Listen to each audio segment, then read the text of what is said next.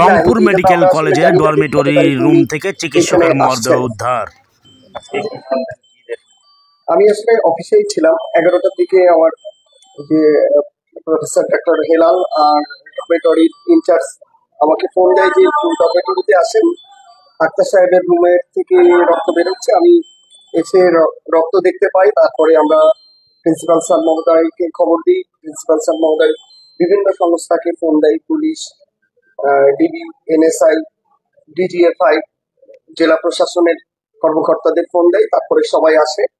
এখন লাশ শ্রদ্ধাল প্রস্তুত হয়েছে ম্যাজিস্ট্রেট কর্তৃক। লাশ নিচে নিয়ে যাওয়া হচ্ছে, মর্গে যাবে। মর্গে যাওয়ার পরে আসলে পোস্টমর্টম করার পরেই বোঝা যাবে যে আসলে কি কারণে মৃত্যুবরণ করেছেন উনি।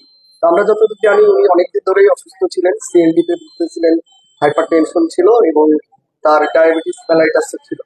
ধন্যবাদ। ফরেন্সিকের হেড অফ দ্য ডিপার্টমেন্ট। ধন্যবাদ।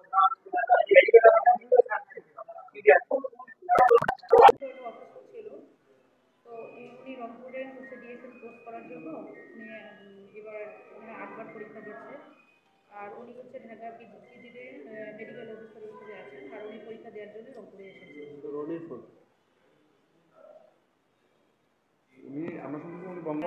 আসলে উনি এখানে কবে এসেছে আমাকে নিউজ দেয়নি, কিন্তু উনি ওনার গ্রামের বাসায় 3 দিন আগে আমাকে ফোন দিয়েছিল, দিয়ে বললো যে আমি গ্রামের বাসায় আছি, ওখান থেকে এসে একবারই পরীক্ষা দিব। জাস্ট একদিনই বলেছে, কিন্তু তার মধ্যে যে উনি এখানে উঠেছে এটা আমি জানি না। যোগাযোগ একটু মাঝে মাঝে করে কথা হচ্ছে। অবস্থা খুবই খারাপ, উপায়ে সবসময় ব্যথা আর ওখান থেকে ব্লাডিং হতো। এই আর কি। ওনার দুজন স্ত্রী, তার মধ্যে আপনি কততম?